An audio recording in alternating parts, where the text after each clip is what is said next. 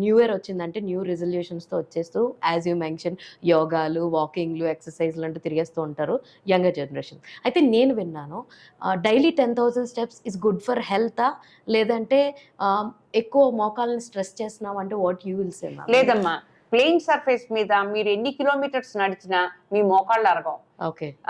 Treadmill చేసేటప్పుడు inclination పెట్టుకోకూడదు. Uneven surfaces మీద నడిచేటప్పుడు బయట వాళ్ళకి వాకింగ్ ఫెసిలిటీ లేక అన్ఈవెన్ సర్ఫేసెస్ మీద నడిచేటప్పుడు మీరు వాకింగ్ షూలో సిలికాన్ హీల్ ప్యాడ్ అనేది పెట్టుకోవాలి. ఓకే. సిలికాన్ హీల్ ప్యాడ్ అనేది పెట్టుకోవాలి. వాకింగ్ షూ అనేది మంచిది ఉండాలి. తర్వాత చీర కట్టుకొని వాకింగ్ చేయటం అనేది it is not advisable. Churidar వేసుకోవాలి, బికాస్ స్టెప్స్ ఈజీగా పడతాయి. చీరతో ఏంటంటే ఒక కాటన్ చీరతో వాకింగ్ చేయటం అనేది అంత అడ్వైజబుల్ కాదు.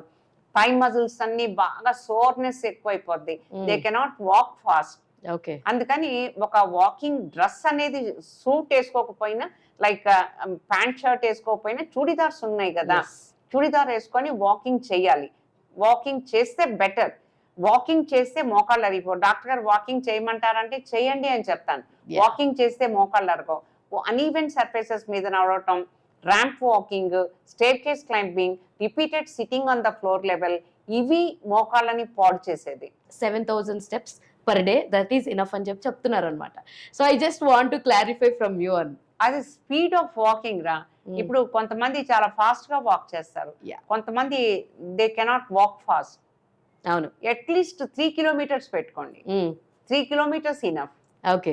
3 కిలోమీటర్స్ కంటే ఎక్కువ అక్కర్లేదు. మీరు 3 కిలోమీటర్స్ 1 అవర్ లో నడిచేసారు, ఒక హాఫ్ అన్ అవర్ లో చేసేసారంటే మీ స్టెప్స్ ఎక్కువ అయిపోతాయి కదా.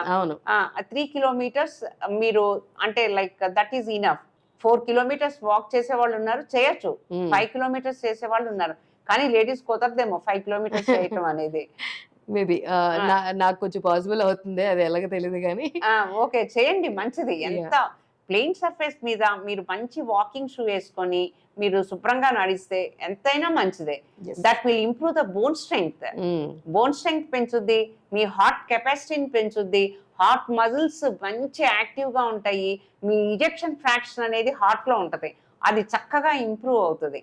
హాయ్ ఎవ్రీవన్, నేను మీ వేదిక. ప్లీజ్ సబ్స్క్రైబ్ టు గోల్గో హెల్త్. Don't forget.